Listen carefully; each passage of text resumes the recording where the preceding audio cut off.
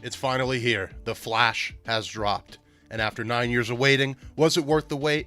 That's an interesting question. Welcome to Scoopman 5000. We're going to be talking shop about Marvel and DC movies. And I've just come back from the Thursday preview of The Flash, and we're going to talk about it. We're going to get into it. Overall, it was good, but it does kind of leave you wanting more, but not in the way that it should. And you can kind of hear it in my voice. I'm a little bit melancholy almost after seeing it, but there was a lot of things I thought were brilliant. Before we get into it, make sure to leave a like, comment, and subscribe. If you saw the movie, tell me what you think, or wait till the end of this video, and then we'll talk about it. So the movie starts out, and it's that stuff from the trailers. And a lot of this movie does kind of get spoiled, or, moments aren't as effective because they were in the trailers already. But basically, there's a whole mess happening in Gotham, so Barry has to go help Batman, Ben Affleck. And we see him, Mr. Ben Affleck, in what's probably his final performance as Batman. And he was great here. And there was an interview a while back, and Ben Affleck said, in The Flash, I really think I hit it home how to play Bruce Wayne. Oh, I'm only in it for 5 minutes, though. It sucks, and I'm never going to play him again. But I know what he meant, because there's just a point where he tells Barry, like, oh, I've been chasing these villains, and Falcone's something, like, it just sounds like Batman. It's just like a scene out of the animated movies. He's a confident Batman. Different from in the Snyder movies. Batman vs. Superman, he was very angry. And then in Justice League, he was like, you gotta have faith, Alfred. But this, he was just Batman. He was just an effortless Batman. And this is kind of our first surprise of the movie. So basically, this whole thing happens, and then Batman's dangling over a bridge. Wonder Woman picks him up, and that's our first cameo, I guess you could say. I think this was in an international trailer, but it was a shock to me, or at least it was until I got spoiled on Twitter. But you get Gal Gadot for a few minutes, or really just a minute. And then it's at this point in the movie that the movie went black.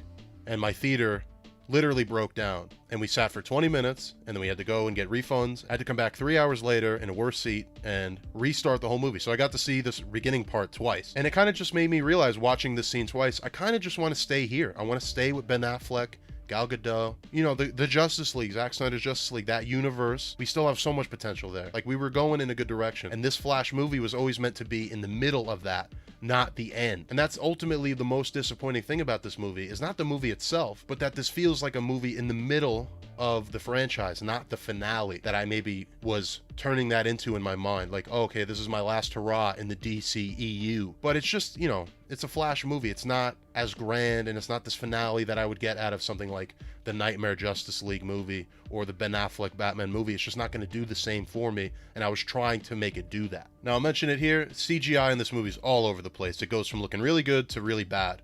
But Batman, Ben Affleck, definitely a bit weird. It's just his face over the stunt actor. A lot of faces look weird. So Barry's on the phone with his father, who of course was, I guess, framed, of his mother, which we never really find out who did it. It's always the reverse Flash in most media, but I guess that could easily be retconned. But Barry, he's talking to his dad, and he runs to his old house. He remembers the tragic night. He runs so fast that he sees his timeline. And at first, I didn't really like how this looked. It's a very strange thing. It's like a round dome that he's in, and there's layers, and each layer kind of repeats. But it's these moments, these images of the characters. So he goes to Bruce, and he's like, Bruce, listen, I think I could really do this. I'm going to go back. And we've all seen the trailer. Bruce says don't do it, but he does. He ends up back at his home. His mother's there. But then there's Barry too. He's in Man of Steel, basically. He's in 2013. This is also when the Flash first gets his powers, apparently. So now we have two Barrys in this movie. And Ezra Miller is Ezra Miller, so you're getting two of them. But I think they did a genius thing here, because young Barry, Flashpoint Barry, is basically just Ezra Miller. He's just like an obnoxious, ridiculous fucking creep. But in doing that, they make our Barry Allen, the main universe one, seem like so much more of a mature and likable character. So really a genius move. And I think Ezra Miller, I will say he's very talented in terms of acting talent, but we'll just leave it at that. But I will say, whenever the two Barrys are there, you can always tell one of them is Ezra Miller, and one of them is a stunt actor with Ezra Miller's face pasted onto him. And it changes like which Barry is the real Ezra Miller, if that makes sense. Looks very strange at times, but the CGI as a whole, like, I'm not really going to talk about it much more. I mean, it's weird. At the end of the day, I don't really care about how good or bad the CGI is. Our Barry looks up everyone in the phone book and online, and none of the Justice League exists, but they do have a Batman. Nobody knows who he is. Barry does. He knows he's Bruce Wayne. So he goes to Wayne Manor. The two Barrys are there, and they get attacked from behind by grizzled old Bruce Wayne, covered in hair and a beard, and it's Michael Keaton, obviously. And Michael Keaton's great in this movie, and he's a great Batman. What else were you expecting?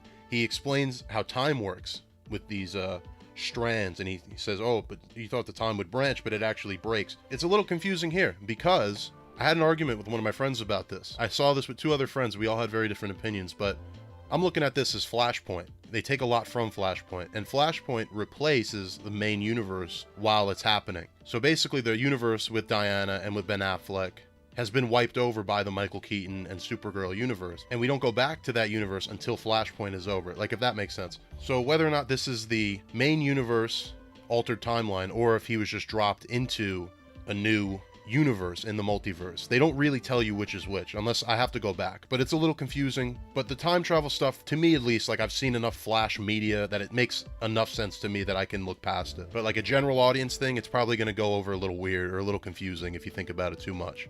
But after a lot of convincing, they do convince Mr. Michael Keaton to help go find Superman, because there was a pod that crashed in Kansas, but the government is keeping it under wraps, just like in Flashpoint. But of course we end up going there. Great sequence with Michael Keaton and the Flashes, and it's Supergirl. Again, we've seen all this in the trailer so far, the whole movie. And Supergirl, I really like in this movie, but there is not a lot of her, and we'll get into that too. But they save her, they put her on the roof of Wayne Manor, now she's Supergirl. The suit's already there, we skip all the backstory mainly. She does explain she's Kal-El's cousin, and also Supergirl, but the pods were knocked off, of course, all that stuff we know about Supergirl. Then she leaves, she says, I have to stop General Zod, but I also don't have to save the humans, because humans locked me up in a cage. But then she just flies over to Zod, sees him kill the general, and then she says, yeah, I'm actually just gonna go back. So it's like she has like a very small arc that lasts for 2 seconds. And then also during this time, I actually skipped a part where basically young Barry was given powers. They recreate the accident, but in doing so, the main Barry loses his powers. So now Michael Keaton has to help our Barry get his powers back. And at first they fail until Supergirl shows up without a word said and levitates him all the way up to the sky. He gets struck with lightning. Now both Flashes have powers. Everyone has powers. I'd say this is probably the worst part of the movie, because that Supergirl conflict resolved in 2 seconds, and maybe the main Barry should have never lost his powers at all. I think they were just trying to recreate Flashpoint, but they kind of already did recreate the powers when they gave new Barry powers. So this whole middle part here just feels unnecessary. But by the end of it, like I said, Supergirl's on our side. Both Barrys have powers. Batman's on the team. That's our new Justice League. They go to fight Zod, and it's a mess. It's chaos. Supergirl goes right after General Zod. General Zod reveals that he intercepted Kal-El's ship and killed him, or he didn't survive. Batman's up in the Batwing, and both Flashes are fighting the Kryptonian army on the ground. Michael Keaton Batman crashes the Batplane into the big Kryptonian ship. He dies. Supergirl is stabbed, and her blood is harvested by Zod. She dies. So young Barry, who's learning of this time travel, who overheard that his mom was supposed to die, but that this new Barry fixed it, which caused all these problems, young Barry decides, you know what, I can go back in time. I can save Supergirl and Michael Keaton. And they do. Of course, our Barry chases after him. They come back. They do change their approach. We have a different action sequence, but every time it ends with Michael Keaton and Supergirl dead. So they try it a couple more times, but then the main Barry, the more mature Barry, realizes this isn't going to work. But our young Barry, every time he's getting hit with these Kryptonian pieces, and he keeps coming back and coming back. And meanwhile, main Barry has been having these visions of a evil Flash, the actual Flash that dropped him into this timeline. But it's pretty obvious, but if you don't know by now, the Dark Flash is the young Barry. But all three of them are there in one time, in the center of this universe, the main universe, and they have this big fight, and this is where all the great cameos come in. So again, I know I've already gone through the whole movie, but this is the real spoiler stuff that if you didn't see the movie, there's some fun stuff in here, so definitely click away. But we start out, we get like the old black and white serials, Superman. Then we move into Christopher Reeve along with the Supergirl from the Supergirl movie together on screen. We get Jay Garrick Flash. Now this is not an actor specifically. I don't think there ever was a Jay Garrick, unless I'm forgetting something or it's some really old stuff. But it's nice that they acknowledge that Jay Garrick, the first Flash, they did put him in there for a moment. We see Adam West Batman in the background, but not really focal. We hear a Joker laugh or two. And the best part is Nicolas Cage Superman fighting a big spider, 90s Matrix looking thing, and it's Nick Cage Superman. Now he's a gross CG model of Nick Cage Superman, but I'll take it. And I definitely want the fucking action figure of that yesterday. That was really the major surprise cameo until we get to the ending.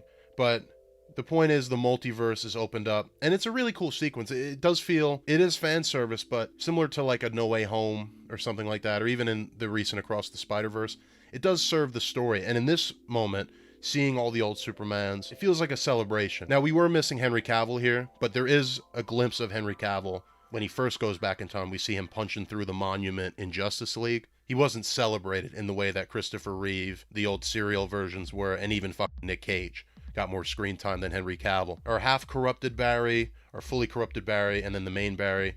They're in this big fight, and young Barry ends up sacrificing himself, which ends up killing Dark Flash, because they're the same person. And again, to a general audience, like, Dark Flash appears very briefly in the beginning. They have him in a dream for like 2 seconds just to remind you he's still there in the middle of the movie. And then it's just like a 5-minute plot of like, oh yeah, I'm actually Evil Barry from the future, and we created each other, and we're a time loop, and whatever. And then it's over. So now Barry goes and undoes the fix he did to save his mother, but not before he kind of visits her as his older self, but doesn't reveal who he is. But his mom's like, you know, you look familiar, and I'm gonna give you a hug for a second. So you get a moment with him and his mother before the inevitable is going to happen. He undoes his fix. Not before he actually alters a moment with his dad that would reveal him in security footage, which is a plot from earlier in the movie. So he undoes the flashpoint, but he does change a very small thing, which only comes into play in the present. So again, this is where I kind of had an argument with my friend, because he's like, why would he change something if he just learned throughout the movie that changes are going to fuck something up? But I think it's because, I think the reason is supposed to be that this footage that Barry changes is kind of ruined, and it only gets fixed in the present. So whether or not what was on that footage doesn't really matter, because it was always grainy and always ruined up until the present moment of his dad's trial, which it is. And you see actually his dad in full frame on security camera. His dad's innocent. And Iris West was there too. I didn't even mention her really, but they're going to go on a date, which is good. And then all of a sudden he gets a call from Bruce Wayne. And I was nervous here because it didn't sound like Ben Affleck, and I didn't even recognize the voice at first. So I thought it was going to be a totally new person, or they wouldn't even show the face at all. But they really go for it. It's fucking George Clooney. Now, the movie ends and you're like, wow, okay, that George Clooney rumor might be true. He's the brave and the bold. But then you get the post-credit, and Barry's explaining to Arthur Curry, Aquaman, that every time he keeps trying to fix this now, and it's a different Bruce every time. So I think Clooney's already gone. That was just for a moment. But I guess he's just going to settle on whatever the new actor is. Like, I don't think we're ever going to see Ben Affleck again. I think, I would love to just keep Ben Affleck, keep Henry Cavill, but it's just not where we're going. Even if it does well, like we might get a Flash 2, it's bittersweet. I think the George Clooney surprise at the end is actually really cool. Whether or not he sticks around, I guess doesn't really matter, because it's not Ben Affleck, and that's what I want. And even with Superman, we're not going to get Henry Cavill back. It doesn't seem like, either way, whether this movie is loved or hated, doesn't really matter. I think the only thing that matters is if it makes a lot of money, then we might get a Flash 2. And maybe we'll see some of our familiar faces in that and keep the Flash as its own corner of the universe. But at the end of the day, I think the word I would use is satisfied. But I'm not buzzing. And I'm not like, I don't know, it's a weird thing, but a lot of that is to do with the James Gunn behind the scenes stuff that I just tried to avoid for the movie, but that does factor into my expectations. So at the end of the day, I guess I could see why it's getting somewhat of a mixed critical response. Audience score is very high right now, but I guess we'll see how that happens over time. And I think my opinion will change over time. I think a lot of people's will, but I don't know in which direction. Right now, coming home from it reminds me a lot of those animated DC movies. They're not the greatest thing in the world, but it was concise, it was quick, and again, I'm satisfied, and I like all the things in it.